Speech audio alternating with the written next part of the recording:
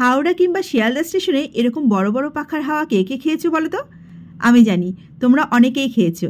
তার মানে বুঝতেই পারছো আমরা এখন আছি শিয়ালদা স্টেশনে। আর এই শিয়ালদা স্টেশনে দাঁড়িয়ে দাঁড়িয়ে এখন আমরা চিড়ে ভাজা খাবো। এই দেখো বরমশাই এখন চিড়ে ভাজা বের করলো ব্যাগ থেকে। চলো গল্পটা তাহলে একটু সকাল থেকেই শুরু করি। সকাল 8:30 ট্রেনে আজকে চলে এসেছি হাওড়া স্টেশনে। হাওড়া স্টেশন থেকে এখন যাব শিয়ালদাতে, কারণ আমরা যে উদ্দেশ্যে আজকে কলকাতায় এসেছি সেই কাজটা কিন্তু শিয়ালদা স্টেশনে। সেই জন্য এখন বাসে উঠে চলে যাচ্ছি শিয়ালদাতে। এই দেখো যে উদ্দেশ্যে আমরা শিয়ালদাতে এসেছি সেই মিটিংয়ে কিন্তু এখন আমরা দাঁড়িয়ে আছি। আর মিটিং শেষ হতে হতে একদম 3টে বেজে গেছিল। 3টের পরে আর একটা বাস ধরে আমরা এখন চলে যাচ্ছি আবার হাওড়া স্টেশনে।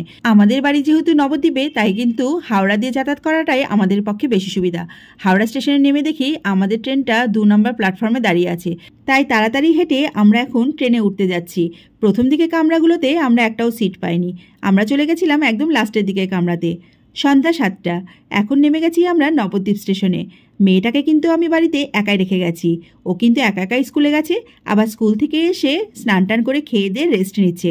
বাড়িতে 2-1বার আমাদের কথাও হয়েছে। এই প্রথম কিন্তু আমার মেয়েটাকে এত বড় বাড়িতে একা রেখে গেলাম। আমারও খুব ভালো লাগছে যে আমার মেয়েটা একা থাকার সাহস করেছে। এই দেখো এখন গ্যারেজ থেকে আমার বরমশাই ভাঙা সাইকেলটা বের করে নিচ্ছে। তোমরা হয়তো ভাবছো সাইকেলটাকে আমি ভাঙা বলছি কেন। দেখো সাইকেলটা তোমরা একবার নিজের চোখেই দেখে নাও। দেখেছো সাইকেলটার কি অবস্থা? এই সাইকেলটা কিন্তু সত্যি সত্যিই ভাঙা। কয়েকবার ঝালাই করে করে তারপর ব্যবহার করে আমার বরমশাই। চলো এই ভাঙা সাইকেলে করে এবার আমরা কপত কপতি বাড়ি চলে যাই।